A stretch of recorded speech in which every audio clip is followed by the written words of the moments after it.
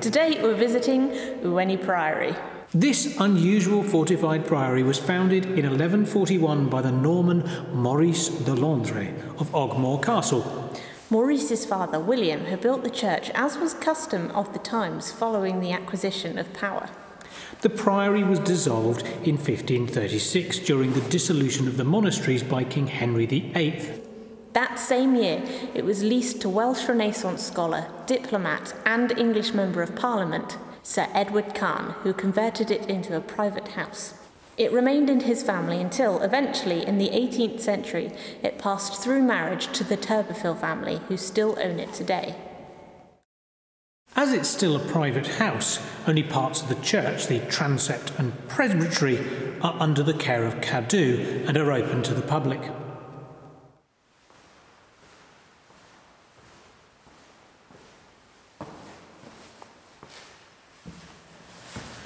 Unlike the majority of places we visit, which tend to be sort of castles and that sort of thing, the thing about a church is it's a bit like a library in that you want to be quiet. There's an oddness about the place that makes you kind of go, oh, I'm not supposed to be noisy here, which is probably in part brought about by the acoustics, because as you can tell, it's very echoey in here. I mean, that's all to do with the height of the ceiling and the domes and the fact that it's all made out of stone, and that really does reflect sound very well. But as a result, places like these always make me feel a little bit uneasy. I feel like I'm about to be told off for something. Takes me back to being at school.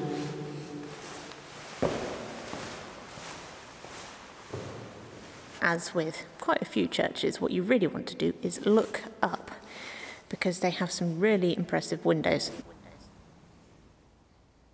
I have to admit, I've seen more impressive windows, but points for style on that.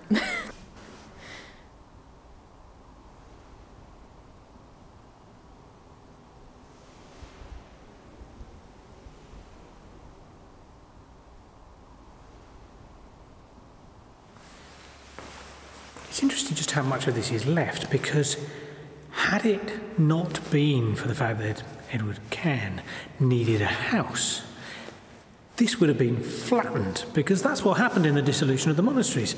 They came along, they flattened the place, and as a result, an awful lot of those buildings are lost.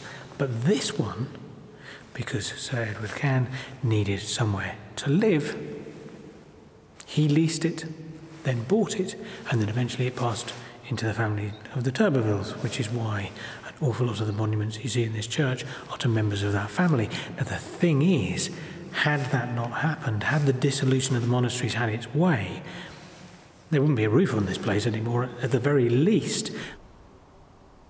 Look at Tintern Abbey as a prime example of that. An awful lot of it's gone simply because of the fact that the dissolution of the monasteries happened. Henry VIII decided, no, I don't want this Catholic lot telling me that I can't get divorced, so therefore the dissolution happened, and this is why we have the Church of England today. And also why most of these places are gone.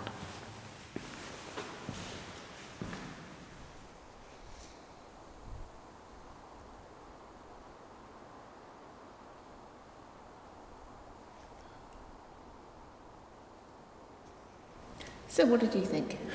Well, it's echoey. That is pretty much... There's not a busting great deal here, let's be honest. This isn't one of those ones that you're going to go, I must definitely cancel everything that I'm going to do today and head over to Ewenny Priory to have a nose round, because there just isn't that much here. Well, there is, but it's not open to the public. That is a shame, but, yeah, you know, it's kind of why it's still here, so you can't really complain. No. So it's interesting-ish. Give me a good castle any day.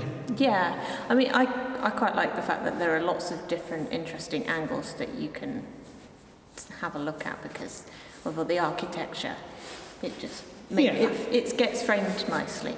But I do... You're looking at it from the point of view of somebody taking pictures, aren't you? I am, yeah. Yeah. If you like taking photographs, that's great. Turner came here and painted. He obviously thought there was something worth having a look at. It's pleasant enough. It's not our thing, but No. it's nice enough. I think that is probably it from us here today at Ewenny Priory. See you next time. DTFN.